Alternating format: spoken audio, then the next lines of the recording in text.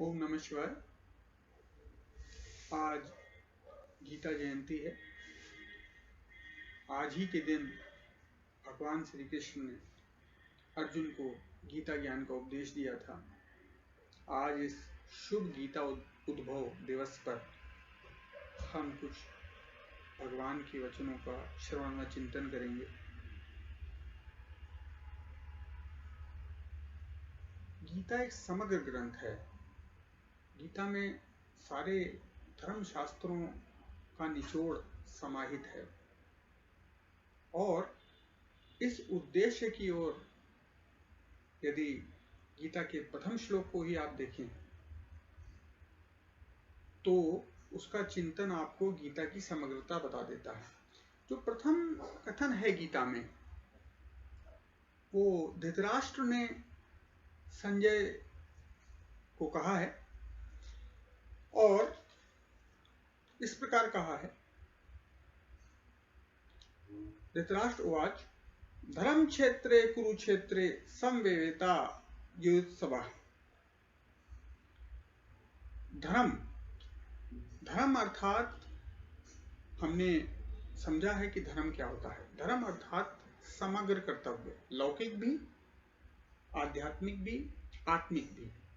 क्षेत्र अर्थात स्थल, कुरु अर्थात करो, और ये स्थल संसार है। इस संसार में सारे कर्तव्यों का निष्पादन कीजिए, ये गीता का प्रथम श्लोक है। तो गीता के एक एक श्लोक के चिंतन में, छोटे छोटे श्लोक हैं पर इन गागरों में सागर समाहित है। आज हम भगवान द्वारा बताए गए अध्याय 2 का श्रवण करेंगे और उस पर चिंतन का प्रयत्न भी करेंगे। पहला अध्याय अर्जुन का दुख है, अर्जुन का विषाद है, और द्वितीय अध्याय में भगवान के कथन है। द्वितीय अध्याय का कुछ अंश आज हम श्रवण करेंगे इस पवित्र गीता जयंती के अवसर पर। अथ द्वितीयो अध्याय। संजय उवाच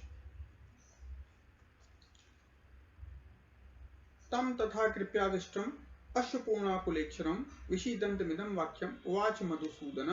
संजय बोलते हैं, इस प्रकार करुणा से व्याप्त और आंसुओं से परिपूर्ण अश्वपूर्णाकुलेक्षरम, व्याकुल नेत्रों वाले व शोकयुक्त उस अर्जुन के प्रति भगवान मधुसूदन ने, भगवान कृष्ण ने यह वचन कहा। अब जो अर्जुन है वो करुणा से व्याप्त है, आंसुओं से परिपूर्ण है, व्याकुल है, शोकयुक्त है, अर्थात मानसिक कष्टों से घिरा हुआ है। लौकिक कष्ट तो उसके दिख ही रहे हैं और पलायन के स्तर पे है। पलायन कब होता है? जब अवसाद की चरम सीमा होती है। श्री भगवान वाच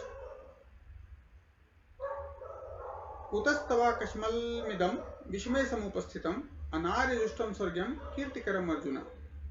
भगवान बोलते हैं, हे अर्जुन, तुझे इस असमय में, असमय अर्थात विषमय समुपस्थितम, विषम समय में, इस समय ऐसी बात कर रहा है तू, इस असमय में क्या हो गया?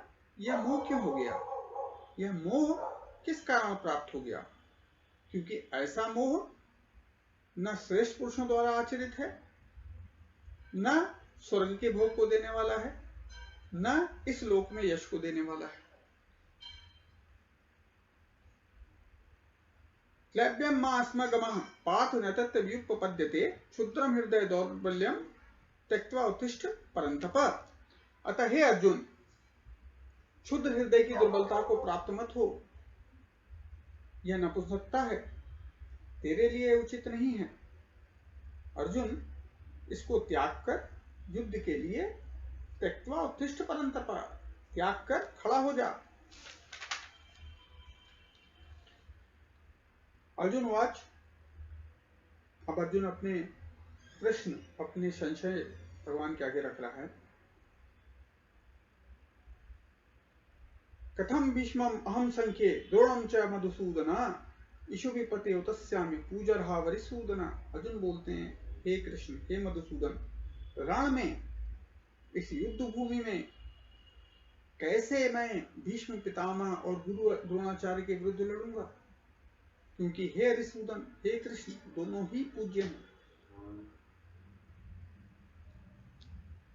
आगे बोलते हैं, गुरुन हत्वा हि महानुभावान श्रेयो भोक्तुम भैक्षम पीह लोके हतवार्थ कामास्तु गुरु निहैर भुजीय भोगान रुधिर प्रतिग्धान।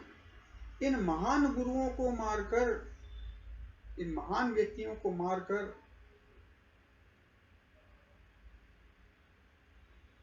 क्या मिलेगा मुझे? ये संसार में रक्त से व रुधिर से सने हुए अर्थ और काम के भोग, मात्र यही तो मिलेगा। तो इनको न मारकर इससे अच्छा मैं भिक्षार्थी हो जाऊं, भिक्षा का अन्न खाऊं, वो भी इससे श्रेयस्कर है। न चैत तृतीय कतम नो गरीयो यद्वा जयेम वदिवा नो जयेयु यानेव हत्वा न जिजीविषाम स्ते वस्ता प्रमुखे धातराष्ट्र। धृतराष्ट्र के पुत्रों को धातराष्ट्र बोलते हैं। आगे बोलता है, आगे अपने जितने भी उसकी व्यग्रता है, जो भी उसका दुख है, जो भी उसका संशय है, वो स्पष्ट रखता है। आध्यात्मिक यात्रा में पहला चरण होता है अपनी कमियों को, अपनी त्रुटियों को आइडेंटिफाई करना, उनको पहचानना। तो अर्जुन ये प्रक्रिया कर रहा है, अपनी विवशता को भी देख रहा है, पर अपनी कमियों को स्वयं कह रहा है। अर्जुन कहते हैं, हम यह भी नहीं जानते कि हमारे लिए युद्ध करना श्रेष्ठ है कि ना करना श्रेष्ठ है। हम यह भी नहीं जानते वो जीतेंगे कि हम जीतेंगे, परंतु जिनको मारकर, जिन आत्मीय जनों को मारकर हम जीना भी नहीं चाहते, वे हमारे आत्मीय ही हमारे विरुद्ध युद्ध में खड़े हैं। कैसे करूं? आगे अपनी व्यवस्था को स्वीकारते हुए वो शरण में आते हैं। कापाण्य दोषोपहत स्वभाव पृच्छामि त्वाम धर्म समूलचेता यत् श्रेय श्राय निश्चितम ब्रूहि तन्मे शिष्यस्ते अहम शादि माम त्वाम प्रपन्नम। अर्जुन बोलते हैं, अपने दोष को बोल रहे हैं, कायरता रूप दोष से, कापाण्य दोषोपहत स्वभाव, कायरता रूप दोष से उपहत हुए स्वभाव वाला तथा मोहग्रस्त, मैं कायर हूं, मैं मोह से ग्रस्त हूं, धर्म के विषय में मोहित चित्त हुआ। मैं आपसे पूछ रहा हूं कि जो साधन कल्याण को दे, जो साधन निश्चित रूप से कल्याणकारक हो, वह मेरे लिए कहिए। कृष्ण क्यों कहें? क्यों कहें कृष्ण? क्योंकि मैं आपका शिष्य हूं, इसलिए आपके शरण हुए मुझको शिक्षा दीजिए। मुख्य रूप से भगवान ने ज्ञान का पात्र या उनके उपदेशों का पात्र दो प्रकार के व्यक्तियों को कहा है, जिनका आगे वर्गीकरण आप कर सकते हैं, आर्त, जिज्ञासु, है ना। पर इनका क्लासिफिकेशन अगर आप मोटे तौर पे देखें तो दो तरीके के लोगों में होता है। पहला भक्त, भक्त में क्या होता है? आस्था होती है, श्रद्धा होती है। दूसरा शिष्य, शिष्य में क्या होता है? आदर होता है, विनम्रता होती है। ये दो मुख्य पात्र हैं जिनका आगे वर्गीकरण किया गया। तो इसलिए उसने बोला, अर्जुन ने, शिष्यस्ते अहम, शिष्य भाव में आ गया, मैं आपका शिष्य हूं, इसलिए आप मुझे बताइए।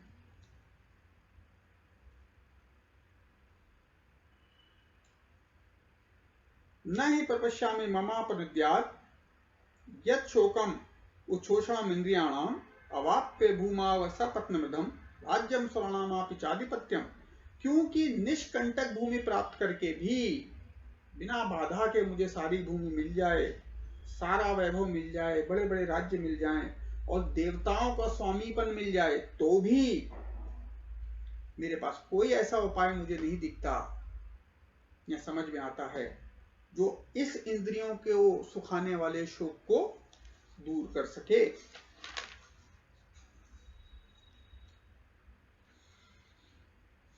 अब संजय उधर विस्तार दे रहे हैं धृतराष्ट्र को आगे की घटना का। संजय उवाच, एव मुक्त्वा ऋषिकेशं गुडाकेशः परं तपः न योतस्य इति गोविंदम उक्त्वा तूष्णीं बभूवः। संजय बोलते हैं, हे राजन, गुडाकेश, अर्जुन को गुडाकेश कहते हैं, क्योंकि उन्होंने निद्रा को जीतने का वरदान प्राप्त किया था।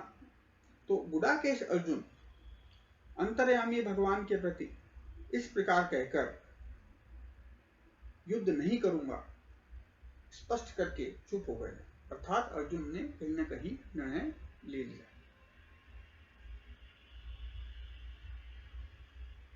तमुवाच ऋषिकेश प्रसन्नेव भारत सेनयोरुभयो मध्ये विषीदन्तम् इदं वचः। अंतर्यामी भगवान कृष्ण दोनों सेनाओं के बीच में शोक करते हुए उस अर्जुन को देखकर हंसते हुए से यह वचन बोले। कृष्ण की हंसी बड़ी प्रासंगिक है और यह हंसी कुछ कुछ घटनाओं में आई है। तो भगवान की जो हंसी है वो भी बहुत कुछ बोल जाती है। श्री भगवान वाच अशोच्याननवशोचस्त्वं प्रज्ञावानांश भाससे प्रज्ञावानांश भाससे गतासूनश्च नानुशोचन्ति पंडिता। भगवान बोलते हैं, हे अर्जुन, तू न शोक करने योग्य मनुष्यों के लिए शोक कर रहा है और काम तू गलत कर रहा है, और परंतु कह पंडित के से वचनों के रूप में रहा है। परंतु तेरे को ज्ञात होना चाहिए, पंडित अर्थात ज्ञानी जिनके प्राण चले गए हैं और जिनके प्राण अभी नहीं गए हैं, उनके लिए शोक नहीं करते हैं। क्यों नहीं करते हैं?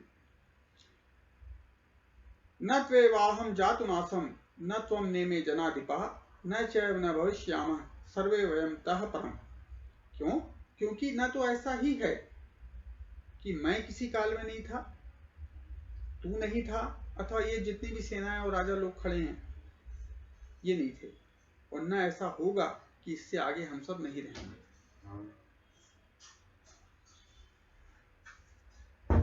देहिनो अस्मिन् यथा देहे कौमारम यौवनम जरा तथा देहांतर प्राप्त धीरज तत्र न मुहति।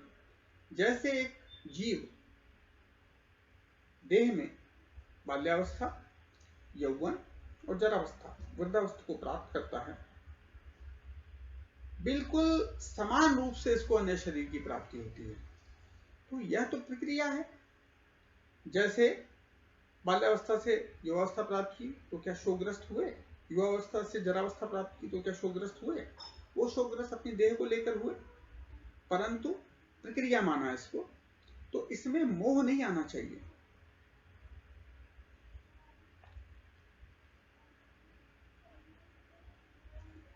मात्रा स्पर्शास्तु कौन्तेय शीत उष्ण सुख दुखदा आगमापायनो अनित्या तान तितिक्षस्व भारत। हे अर्जुन, हे कुंती पुत्र, सर्दी गर्मी में भी सुख दुख होता है। सर्दी बहुत हो गई है तो भी परेशानी है, गर्मी बहुत हो गई है तो भी परेशानी है, बारिश बहुत हो रही है तो भी परेशानी है। क्यों होता है? क्योंकि इंद्रिय और विषयों का संयोग होता है इनसे। तो सर्दी गर्मी और सुख दुख को देने वाले इंद्रिय और विषयों के संयोग ये होते हैं पैदा, फिर विनाश हो जाते हैं। फिर सर्दी के बाद गर्मी हो गई तो गर्मी से परेशानी, गर्मी के बाद बारिश आ गई तो बारिश से परेशानी है। तो ये तो उत्पत्ति विनाशशील है और अनित्य है। अर्जुन, इनको तू सहन कर। यम हि न व्यथन्ते ते पुरुषं पुरुषर्षभः सम दुख सुखम धीरम सो अमृतत्वाय कल्पते। क्योंकि हे अर्जुन, हे पुरुष श्रेष्ठ, सुख दुख को समान समझने वाले जिस धीर पुरुष को ये इंद्रियों और विषयों के संयोग दुखी नहीं करते, व्याकुल नहीं करते, वह मुमुक्षु हो जाता है, मोक्ष के योग्य हो जाता है। यह 15वें श्लोक तक हमने अध्याय 2 पढ़ा। इसके आगे हम फिर पढ़ेंगे और फिर इसको समझने का चिंतन करेंगे। मूल रूप से बहुत बार ये पूछा जाता है गीता में, लोग एक एक संज्ञा, एक एक लाइन को अलग करके उसका अनर्थ निकालते हैं। और आज इस गीता जयंती पे बहुत प्रासंगिक है मेरा ये बोलना, क्योंकि ये मुझे आहत करता है, क्योंकि वो अर्थ का अनर्थ निकालने की चेष्टा करते हैं। आप कोई औषधि लेते हैं, कोई दवाई लेते हैं, तो उस पे दवाई पे हाउ टू यूज उसकी विधि लिखी रहती है। उस विधि के अनुसार ही लेंगे तो ही सही है, या चिकित्सक के परामर्श अनुसार लेंगे तो ही सही है, क्योंकि चिकित्सक उसका विज्ञ है, उसको ज्ञान है उस दवा का। और यदि आपने अपने अनुसार लिया या मित्र के अनुसार लिया तो इसका क्या परिणाम होगा वो आपको भुगतना पड़ेगा। गीता जी के वक्ता भगवान श्री कृष्ण हैं, तो आपको गीता जी को जो धारण करना है वो भगवान के अनुसार करना है, भगवान के कथनानुसार करना है। और अब क्योंकि भगवान उपलब्ध नहीं है, तो जिन जिन ज्ञानियों ने गीता जी का अतिशय चिंतन किया हुआ है, उनसे समझकर, उनसे सुनकर आपको चिंतन की सरिता में जाना, तो ही हम भगवान के वास्तविक गहनता को, अर्थ को कुछ समझ पाएंगे। इन शब्दों के अनुसार हमें जीवन को गीता के अनुसार कर्तव्य क्षेत्र कुरुक्षेत्र बनाने का प्रयत्न करना चाहिए। इन शब्दों के साथ ही मैं आप सबको श्री गीता जी की जयंती की शुभकामनाएं देता हूं। ओम नमः शिवाय। जय श्री कृष्ण।